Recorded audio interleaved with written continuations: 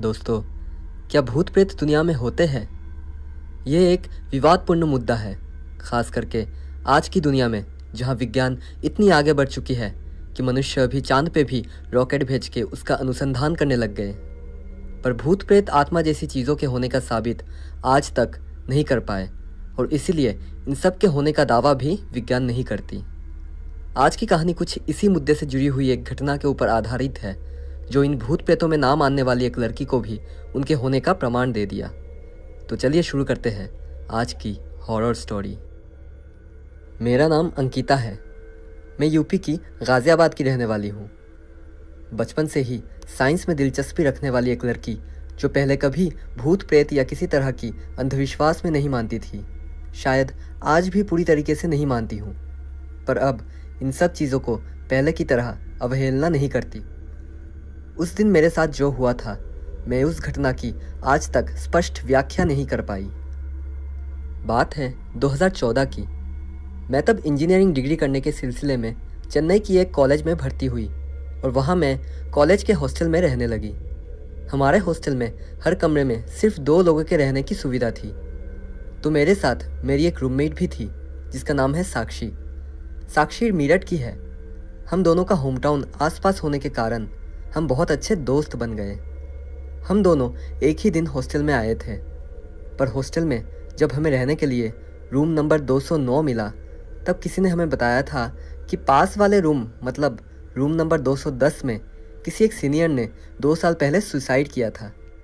उसने बताया कि वो लड़की कॉलेज में ही उसके साथ पढ़ने वाला एक लड़के से बहुत प्यार करती थी, पर उस लड़के ने उसको धोखा दे दिया और उसे छोड़कर किसी दूसरी लड़की के साथ रिश्ता जोड़ लिया, जिसके कारण उसने उस रूम में आकर अपने आप को फांसी पे लटका दिया। हॉस्टल में हमारे रहने के 4 महीने बीत गए थे। तब त्योहार का मौसम चल रहा था। नवरात्रि ख़त्म हुई और दिवाली आने वाली थी। इसी कारण पूरा हॉस्टल खाली हो गया।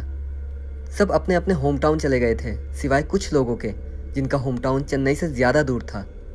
पूरे हॉस्टल में कुल मिला के हम करीब 80 लड़कियां रहते थे, पर सब लोग छुट्टी में जाने के कारण तब सिर्फ 10 से 12 लड़कियां ही रह गए थे, जिसमें से मैं और मेरी रूममेट भी थे।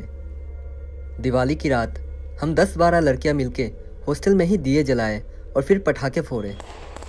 हम में से एक लड़की बंगाली थी। वो बोल रही थी कि पश्चिम बंगाल में दिवाली के दिन काली पूजा होती है और उसी दिन भूत चतुर्दशी मनाया जाता है, जब लोग भूतों की पूजा करते हैं। वे मानते हैं कि उस दिन उनके पूर्वज एक दिन के लिए पृथ्वी पर अपने अपने घरों में आते हैं। उनके पूर्वजों को अपने घरों में आमंत्रण करने के लिए उनके लिए 14 दिए जलाए जाते हैं। मैंने उससे पूछा कि क्या वो ये भूत प्रेत वगैरह में मानती है। तब उसने कहा कि भूत तो होते ही हैं, हम चाहे माने या ना माने। मैंने फिर उससे पूछा कि साइंस की स्टूडेंट होकर इन सब चीज़ों में कैसे विश्वास करती है। तब उसने कहा कि साइंस बहुत सारी चीज़ों का आज तक ठीक से जांच नहीं कर पाई, हो सकता है ये भी साइंस के पकड़ के बाहर हो। मैंने सोचा ये सब मुद्दे पे बातें करना एक फालतू बहस को बढ़ावा देना होगा, इसीलिए मैंने सिर्फ अपना सर हिलाकर सहमति देके कुछ और बिना बोले ही साक्षी के साथ ऊपर अपने रूम में चली गई। हमारा रूम 2nd फ्लोर पे था और तब 2nd फ्लोर पे सिर्फ हम दोनों ही थे। आसपास के रूम में रहने वाले सब छुट्टी पे चले गए थे। दिवाली का माहौल था। अपने परिवार और होम टाउन के दोस्तों को बहुत मिस कर रही थी। रात का खाना खा के मैं अपने लैपटॉप में एक मूवी देखने लग गई, ताकि घर की याद दिमाग से थोड़ा हटा सकूं। मूवी देखते देखते रात के 11 बज गए। साक्षी भी अपने बॉयफ्रेंड से फ़ोन पे बात कर रही थी। जैसे कि आप सबको पता है कि हॉस्टल में सिगरेट या शराब इन सब चीज़ों की अनुमति नहीं होती है, पर मुझे तब सिगरेट पीने की एक आदत थी। जब रात को वार्डन सो जाती थी, तब मैं छुपके से रूम या बैल्कनी में बैठ के आराम से सिगरेट पीती थी। साक्षी भी कभी कभार मेरे साथ 1-2 पफ फूंक लेती थी। मैंने साक्षी को इशारे से फूंकने के लिए बैल्कनी में बुलाया। सिगरेट का धुआं मुंह से छोड़ते हुए हम दोनों दिवाली के दिन अपने अपने घरों में मनाए जाने वाले त्योहार की यादों को ताज़ा कर रहे थे। वो सब बात करते करते पता नहीं कैसे हम फिर रूम नंबर 210 में सुसाइड करने वाली लड़की की मुद्दे पे आ गए। वो रूम हमारे ठीक बगल में ही था। हम उस रूम की ओर देखकर उस बारे में चर्चा कर रहे थे।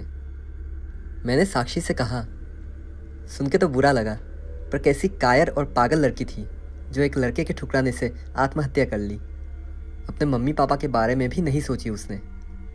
तो साक्षी ने कहा, हाँ यार, बेवकूफ़ लड़की थी वो।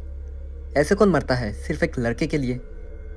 फिर मैंने कहा, सोच, वो लड़की धोखा खाने के बाद सीधा रूम पे आके फैन पे रस्सी बांध के उस पे लटक के मर गई। पागल कहीं की।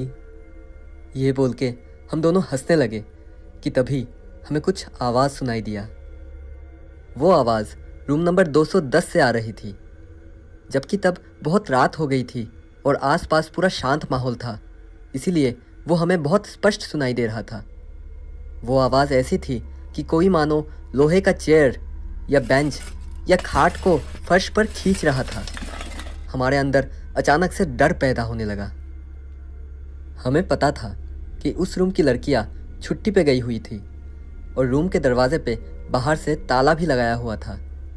तो फिर कौन ऐसी आवाज़ कर रहा है? हम दोनों ने फिर दरवाजे पे कान लगा के ठीक से सुनने की कोशिश की, पर तब कुछ सुनाई नहीं दिया। हमें लगा शायद ये आवाज़ कोई दूसरी दिशा से आ रही थी। ये बोलते ही उस रूम से एक लड़की की रोने की आवाज़ आई। हमने फिर ठीक से कान लगा के सुना तो ऐसा लगा जैसे कोई लड़की कुछ फुसफुस कर रही थी और फिर कुछ देर बाद रो रही थी। हम अब डरने लगे। हमारे रोंगटे खड़े हो गए। हम एक दूसरे की तरफ भयभीत होकर देखने लगे। फिर हम दोनों अपने रूम में घुसकर दरवाजे को लॉक करके बैठ गए। हम दोनों बिल्कुल चुप थे। तब भी हमें उस लड़की की फुसफुसाने की आवाज़ सुनाई दे रहा था।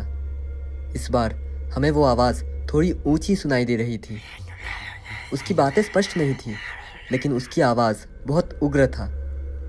10 मिनट बीत जाने के बाद हमें हमारे दरवाजे पे खटखटाहट की आवाज़ सुनाई देती है। वो खटखटाने की आवाज़ जैसे एक एक सेकंड की गिनती जैसी थी। ऐसे डर के मारे हमारी सांसें अटक रही थी और पसीना छूट रहा था। हमने बहुत देर तक दरवाज़ा नहीं खोला। करीब 20 मिनट तक वैसे ही निरंतर खटखटाने की आवाज़ सुनाई दिया, और वो खटखटाना ज़ोर से नहीं बल्कि सामान्य तरीके से ही किया जा रहा था। साक्षी बोली कि शायद कोई हमें डराने की कोशिश कर रही है, तो दरवाज़ा खोल के देखते हैं। मैंने उसको पहले मना किया, फिर सोचा खोल के देख ही लेते हैं, हो भी सकता है कि कोई मजाक कर रही है। हमने बहुत हिम्मत करके दरवाज़ा खोला तो देखा कोई नहीं है। हमने फिर पूरे फ्लोर के आजू बाजू देखा तो वहाँ सन्नाटा था, किसी के होने का कोई सुराग नहीं था। हमारी बोलती बंद हो गई। हम तब जल्दी से अपने रूम के अंदर घुसे और दरवाजे को ज़ोर से लॉक कर दिया। दरवाज़ा बंद करते ही फिर से वही खटखटाने की आवाज़। तब हम निश्चित हो गए थे कि वो आत्महत्या करके मरने वाली लड़की की आत्मा ही होगी, जो शायद हमारी बातों से नाराज़ हो गई। मेरे दिल में अचानक से इन सब चीज़ों पे विश्वास पैदा हो गया। हम दोनों काँप रहे थे। साक्षी तब रोने लगी। वो रो रो कर कह रही थी, हमें उसके बारे में ऐसी बातें नहीं करनी चाहिए थी। आज हमारी जान खतरे में है। हम दोनों एक दूसरे को पकड़कर बिस्तर पर बैठे रहे। मैंने तब फ़ोन लेके वार्डन को कॉल किया, पर शायद वो सो गई थी, इसीलिए कॉल नहीं उठाई। कुछ देर बाद वो आवाज़ बंद हो गई। फिर भी हम बाहर नहीं निकले। डर ने हमको जकड़ के रखा था। पूरी रात हम नहीं सोए। वो रात मेरे लिए सबसे लंबी रात थी। सुबह होते ही थोड़ी राहत मिली। हमने तब दरवाज़ा खोल के नीचे की फ्लोर की लड़कियों को बुलाया और उनको रात में हुई घटना के बारे में बताया। सब आश्चर्य में पड़ गए थे कि मैं, जो इन सब चीज़ों में विश्वास नहीं करती, अचानक कैसे भूत प्रेत की बात करने लग गई। वो लोग सोच रहे थे कि हम मजाक कर रहे थे और ये सब अफवाह फैलाकर उनको डराने की कोशिश कर रहे थे। मैंने तब मन ही मन सोचा कि अगर किसी और के साथ ऐसा कुछ होता और वो इंसान मुझे आके ऐसी घटना के बारे में बोलती, तो शायद मुझे भी यकीन नहीं होता। असल में जिनके साथ ऐसी घटनाएं होती है सिर्फ उन्हीं को पता होता है कि उन्होंने क्या अनुभव किया। हमने फिर ये बात वार्डन को जाके बताई और अपना कमरा और फ्लोर दोनों बदल लिए। मैं उस दिन के बाद से कभी उस फ्लोर पे नहीं गई। आज भी साक्षी से बात होती है तो कभी कभार उस घटना की चर्चा करते हैं। वो रात मैं कभी नहीं भूलूंगी। तो दोस्तों, आपको ये कहानी कैसी लगी नीचे कमेंट करके बताइए, और कहानी अच्छी लगी तो वीडियो को लाइक और चैनल को सब्सक्राइब ज़रूर कीजिए ताकि आपको ऐसी कहानियाँ और भी सुनने को मिले।